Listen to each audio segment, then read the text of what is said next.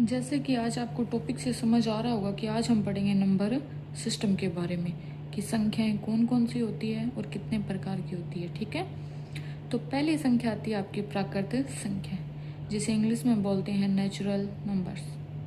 ठीक है, और ये तब शुरू हुई जब हमने किसी चीज़ की गणना करनी शुरू की। तो गणना वाले जो नंबर है वो सारे किस में आएंगे? आपके प्राकृत संख्या में। तो प्राकृत संख्या स्टार्ट होती है 1 2 3 4 से लेके कहाँ तक जाएगी? अनंत तक। और एक चीज़ का आपको खास ध्यान रखना है इसके अंदर कि इसमें शून्य को शामिल नहीं किया जाता।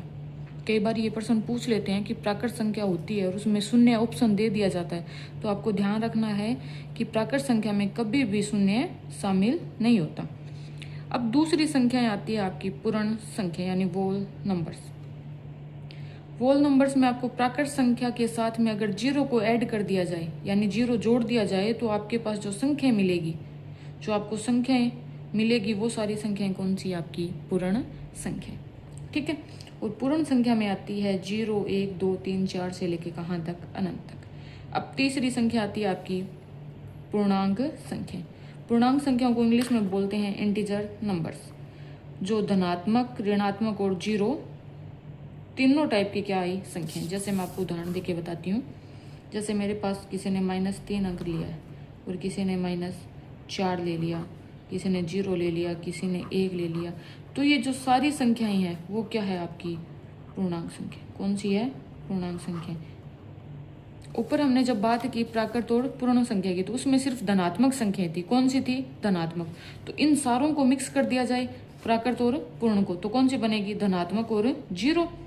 अब रही बात पीछे कि ऋणात्मक संख्याएं कहाँ, तो ऋणात्मक संख्याओं को जोड़ने के बाद जो संख्याएं बनी वो कौन सी? आपकी पूर्णांक संख्या, जिन्हें क्या बोलते हैं? इंटीजर्स।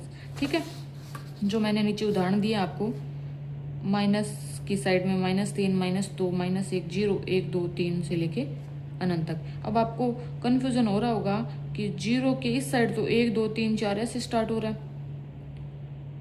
ठीक है, अब मैं इस साइड जब स्टार्ट कर रही हूँ तो याद रखना ये बड़े छोटे का जो कॉन्सेप्ट है वो थोड़ा अलग रहेगा माइनस वाली साइड में। तो वो हम जब नेक्स्ट वीडियो बनाएंगे उसमें आपको समझाएंगे। तब तक आप इतना ध्यान रखिए कि पूर्णांक संख्याएं कौन सी होती है। अब आगे आते हैं आपकी परिमेय संख्या, जिसे बोलते हैं रेशनल नंबर्स, जिन्हें p/q रूप में हम लिख सकें और q कभी भी शून्य नहीं होना चाहिए, यानी जिसे भिन्न के रूप में लिख सकें।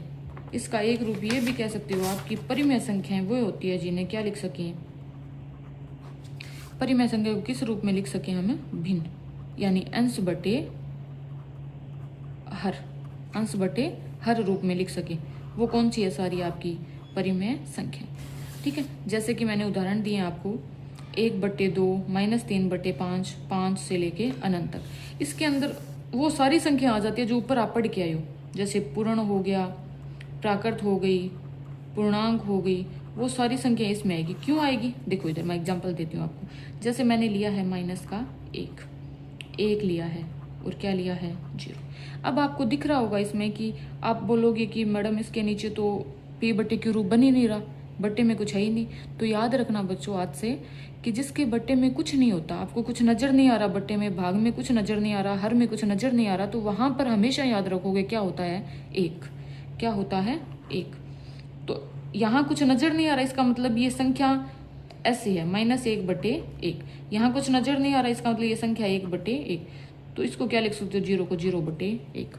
कोई दिक्कत? अब रही बात q 0 नहीं होना चाहिए, इसका मतलब ये है कि आप p/q रूप में संख्याओं को लिख दो, पर नीचे वाला अंश कभी भी आपको कभी भी 0 नहीं करना। जैसे मैंने उदाहरण लिया आपके सामने की 2/0 0/2।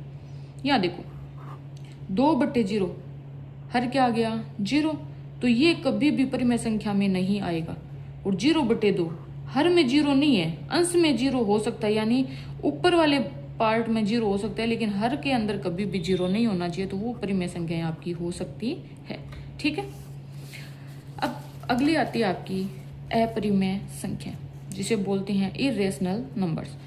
तो वही नाम से स्पष्ट है, अपरिमेय यानी जो परिमेय नहीं है वो सारी क्या है? आपकी अपरिमेय संख्याएं। जैसे मैंने उदाहरण दिया आपको नीचे, √2 यानी वर्गमूल 2, पाई, इसे क्या बोलते हैं? पाई। इसको क्या बोलते हैं? पाई, क्या बोलते हैं, पाई।